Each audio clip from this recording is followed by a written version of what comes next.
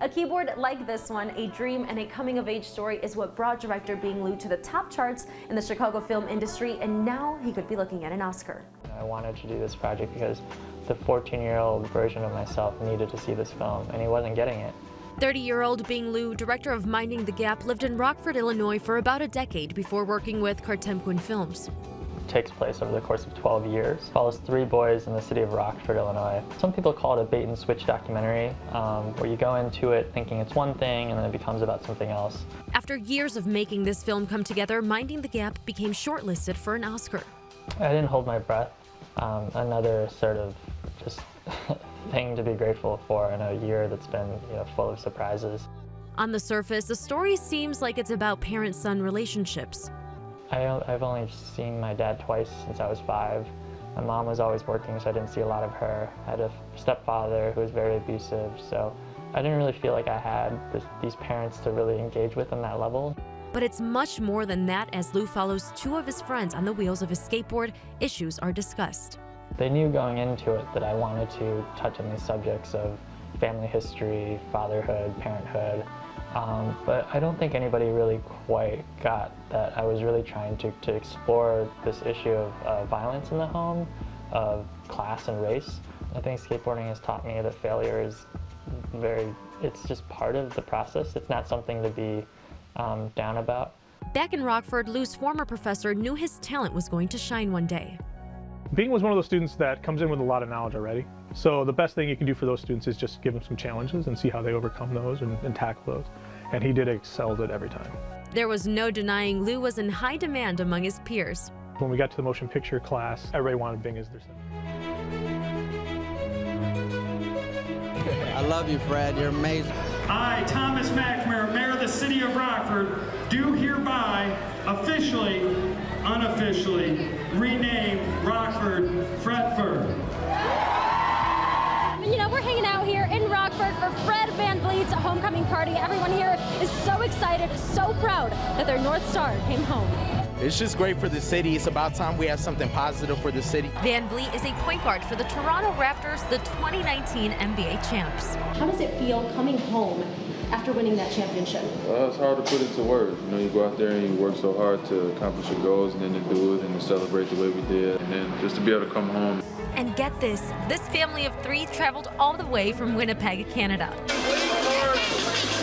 He loves Fred VanVleet. It was a very anticlimactic ending there where we kind of felt like we were in control of most of the game. They made a push late, and we didn't want to celebrate too early, but once that buzzer finally went off, it just a rush of emotions. He's also the first NBA player to come out of Rockford. I always have these super crazy visions and dreams of myself of what I want to do, and just to see it actually come true is really just living your dreams. I want, on behalf of all of you, to provide our hometown hero, Fred VanVleet, a key to the city of Rockford.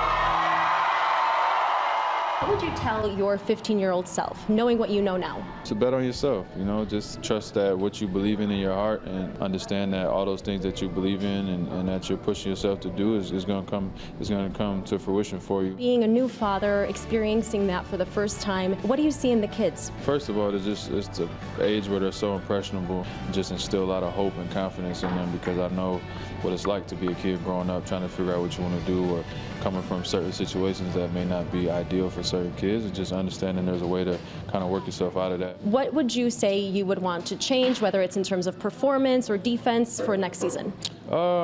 Just more consistency. I had some great moments. I had great spurts, but I didn't do it at a high level, every single game, which I wanted to do, which is probably impossible, but that's what I'm aiming for. And even though the temperature was through the roof, the party in Rockford continued. Rockford Raptor, that's Fred VanVleet. Hometown hero, put a chip on the shelf. Always remember to bet on yourself. FVV, the MVP. The business is named after a cruise liner that used to bring Italian immigrants over from Italy to New York. The business originated in the 1960s. The 2 original owners were actually passengers on that boat, and so they named the business after the cruise liner that they were on. Since Rex had been established before, we kept those recipes the same. That's the cornerstone of our business, our own homemade sausage, homemade cooked Italian beef. There's definitely a lot of family recipes.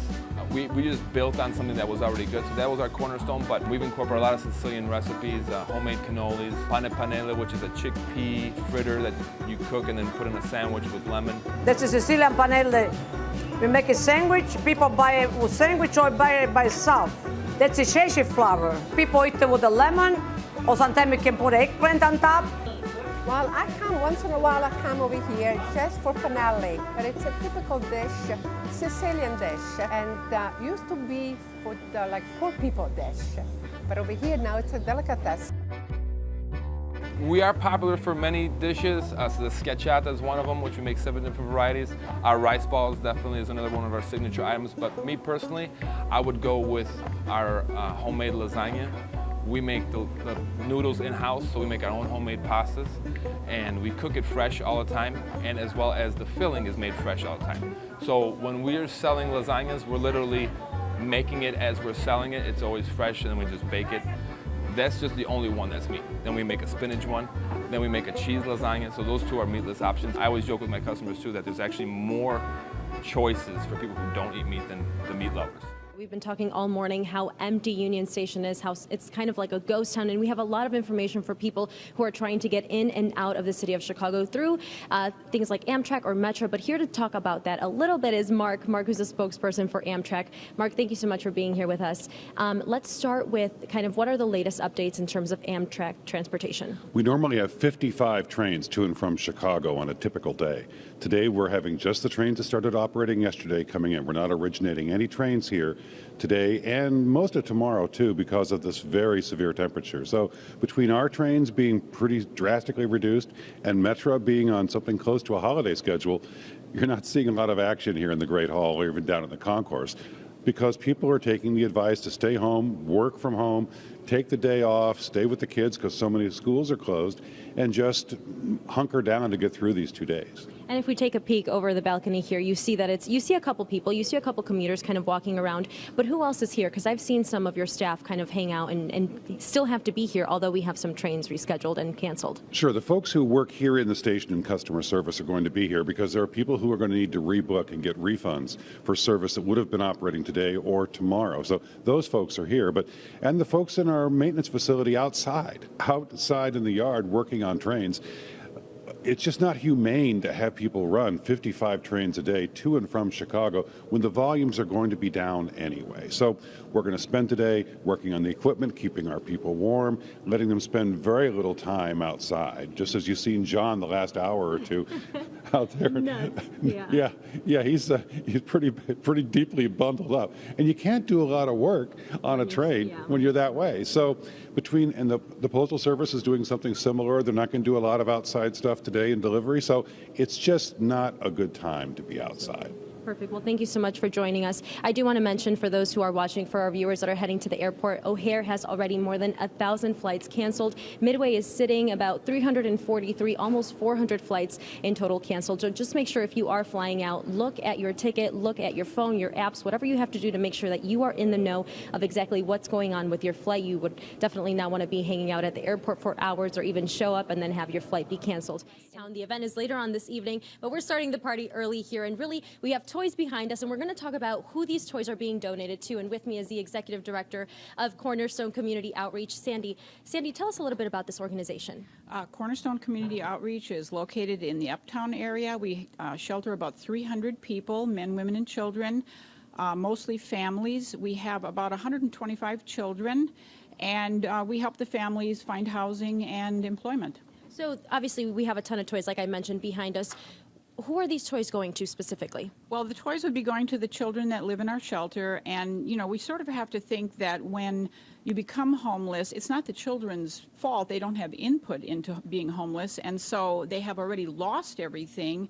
And then double that with Christmas time, it really is a sad situation. It can be a sad situation, absolutely, but not with us. Absolutely. So. And here with the organization as well is Lida. And Lida, tell me a little bit about how people can get involved. There are so many ways, and we are so excited. There's ways to become involved both financially, in-kind donations, and volunteers. We need volunteers all the time in order to help us keep running. So you can always look on our website. There's ways to sign up, and Hope to see everyone. Absolutely. Well, thank you so much, ladies, for joining us early this morning, guys. Definitely, if you can, if you're in the area, bring a toy, bring an unwrapped gift here. You guys are impacting a lot of children in the Chicagoland area. For now, though, we'll send it back to you guys in the studio. I'm Diana Gutierrez, live in Westtown.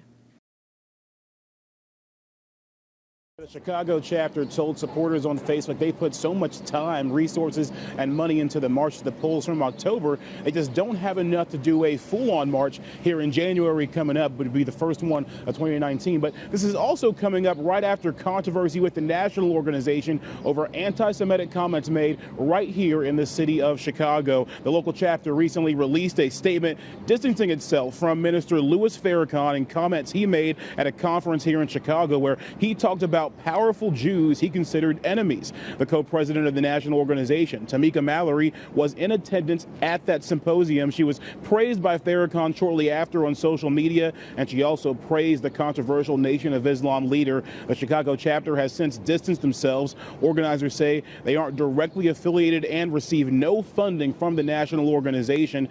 They do say this cancellation is a side benefit to further distance themselves from that national wing. Now, marches are still planned for January 19th throughout the country, including in Washington, D.C., and also in the state of Illinois in Rockford as well. But the Women's March Chicago says they still plan on doing something to commemorate that Women's March anniversary on the 19th.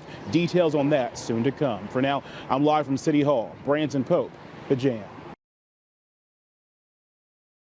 Lakeshore Drive is a mess right now. We're on Randolph and Monroe, where traffic is being diverted by Chicago police. They deployed more troops to help assist with that as traffic is closed on the northbound lane from Randolph to Grand, creating some traffic disruptions there. They're hoping this is all cleared up by rush hour today or later into the evening as crews are trying to fix some damage to a support beam on Lakeshore Drive. This is what it looked like, actually, a big crack inside the structure. It was first noticed around 10 yesterday morning. Fortunately, before anything bad could happen, 2 steel beams have those cracks. The Office of Emergency Management believes the Arctic blast could have been a factor in what caused this, the erosion from it warming and then cooling, warming and cooling. And because of that, they shut down a portion of Lakeshore.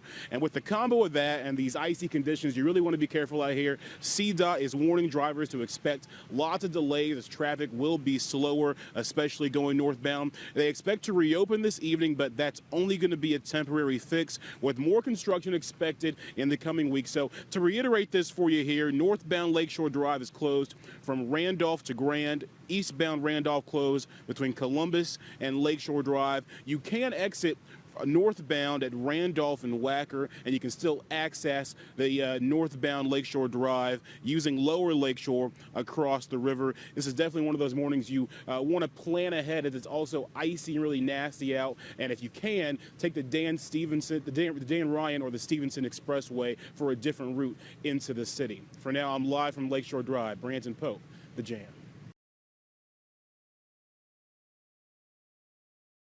Today we are at Output Lounge here in Westtown, and we're celebrating the 3rd annual toy drive. But here to break that down with us is Carmen this morning, and Carmen is the VP of the Hispanic Business Network. And Carmen, tell me about this toy drive, because it's been growing over the years. It has. This is our 3rd annual toy drive, and this year it's a collaborative effort between the Chicago Alumni Network for the Sigma Lambda Betas. Each year we select a nonprofit that serves children. And which one did you select this year? Because I know the toys have to go somewhere, right? We're giving these toys to some kids in town. So this year we've chosen Cornerstone Community Outreach, primarily because it serves children that have families that can't provide for them. And while they can provide the necessities, extras like Christmas toys are not an option. Absolutely, and behind us, actually, some people are donating some toys. As you can see, these are the big ones that are coming in this morning. But here to talk about the Hispanic Business Network is the president, Rogelio. Tell me what kind of work you guys do in the community. So what we do is we encourage community involvement in all non-for-profits and communities, either volunteering as well as career development for any of our members that want to improve their status within their current organization, or business owners to improve their commerce, their business development, trying to help them, such as our friend Eddie here. You know, we like to support him, and as well as he supports us. Absolutely. Carmen, last question here. How do you feel? I mean, this is a pretty big deal. You guys are having so many toys delivered to children. I'm super excited and almost emotional. We have a goal. We have a goal to reach over 200 children. So come on, Chicago, come out and... Right. The event is happening later on this evening. You guys can head over to Output Lounge. You check the flight information boards, you're going to see nothing but red. Turns out if your flight's delayed, you're one of the lucky people here because a lot of these flights from New York to New Orleans are just being dropped completely. And that's leading to the scene you see here behind me. Actually, the cancellation numbers are going up right at this minute. More than 500 canceled flights here at O'Hare Airport, 60 scrapped at Midway Airport too. As you can see, that means a busy morning here at O'Hare. That line of people filling up as we speak, and they're just trying to figure out where they're going to go at this point. Lots of airlines trying to figure out how they rebook people. Fortunately, most are allowing rebookings and refunds, but not all of those are immediate. Caught up with a man, he's in quite a bind here. He has surgery scheduled in Detroit today, but his flight has been canceled, and now he's got to find a new way there, and the clock is ticking. I drove all the way here. I didn't even get one email or a text message or a call from Hotwire, the website that I booked the ticket from. Came all the way here to find out that my ticket has been canceled. My flight has been canceled. And the first flight is going to be 9:30 at night. And who knows, it's going to be ready or not. Maybe it will be canceled as well. And I have my surgery, like today is going to be afternoon. So I really have to be in Detroit. So most likely I'm going to have to drive in this weather for at least 5-6 hours.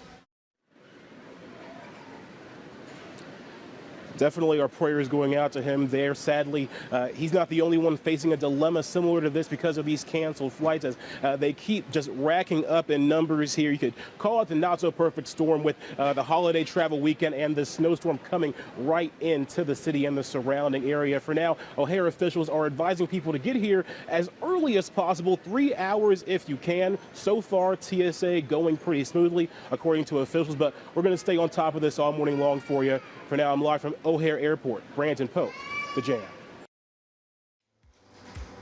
When it comes to the food business, you could say 29-year-old CEO Jordan Buckner is really cooking. We're planning to double our business from last year into this year. Since launching his T-Squares Energy Snacks in summer 2016, he's pushed product into 187 Jewel Osco stores, 12 Whole Foods locations, and every Mariano's you can find in the area. We're selling on Amazon nationwide, and actually we found a really niche market working with corporate offices across Chicago and across the country. It's a big boom for a small business with only 6 employees. The food startup is run right out of a low-key brick building in Chatham, the community Jordan calls home, and says helped him get things off the ground. Once I started manufacturing T-Squares kind of at a smaller scale, I actually took them out to the community, tested them out with local shops, local friends that I knew to see if they actually worked and if they wanted to eat them. Now he's thanking Chatham by making the neighborhood's upliftment the heart of his venture. The area has a 24% unemployment rate. According to UIC data, that's something Jordan wants to fix. My dad always taught me that in running your own business, you should be able to take care of yourself, your family, and your community. We have a social mission within the In a typical basketball game, you're going to hear this. But with motivational trainer AJ Romsa, players get much more of an earful. You guys are young, but I'm trying to get you guys to realize so you can be successful in life. I'm impacting kids all over the world, not just in Chicago. Romsa played at the University of Central Florida from 2008 to 2012, and that same year he went pro and started for a team in Venezuela. Then during a workout, tragedy struck. I was going on vacation with Michael Jordan. I mean, I had all that. And then I come back, I break my foot, I'm living with my mom. I was basically dead. I tell people I didn't have anything to live for. An injury also threw a curveball for former New Orleans Saint wide receiver Kyle Prater. It was a tough uphill battle for me, given my, 5 surgeries. Prater didn't want to quit the game. 30 minutes after breaking my foot, my agent called me like, hey Kyle, I hope you're ready to go because the Bears want to sign you. I'm like. And even after a quick bounce back, the Bears said no. His medical history was too much of a risk. But it was being in the trenches, training day in and day out, where both found the will to keep going. Now I'm giving back. And I'm inspiring kids to go after their dreams. Prater took a different turn into a whole other career, filmmaking. I never thought that I would be the one behind the lens. I love being behind the camera. I love telling other people's stories. Once professional athletes, both shared the mindset of many Chicago kids. I want to be a basketball player. I want to be a basketball player and play for the Houston Rockets. But then reality hits. According to the NCAA, only 1.2% of men make it to the NBA. For women, it's much less, at only 0.9%. For the NFL, there's not much of a difference. That percentage sits at 1.6. Despite the odds, It's an ambitious and expensive project. We're trying to raise $25 million. But if you ask Pastor Corey Brooks, the need for a community center in Woodlawn is that urgent. There's such a lack of opportunities for young people. They don't have the options and the alternatives like a lot of neighborhoods do. He's asking Chicagoans and the country to help fund the Project Hood Center. We already have the grounds. We already have the place that it used to be was an old motel. We've since torn that down, and now we use it as a place where kids can play and play basketball. You may remember Brooks from 2011, where he made national headlines for camping out on the rooftop of a motel for 3 months, trying to raise $450,000 to purchase the land. Now, he's got it, and he's raised more than $1 million since. The majority of that coming from galas, events like a Walk Across America, and major donors like Tyler Perry, but he still has a way to go to reach his $25 million goal. If people can have GoFundMes about building walls and GoFundMes about building ladders to climb walls, and then how much more are we to have a GoFundMe to build a community center that enhances the lives? I'm here with Barry Brewer, comedian and an all-around funny guy, back in Chicago. Welcome back, bro. Somebody for directions. They like, what I look like, man? I was so confused.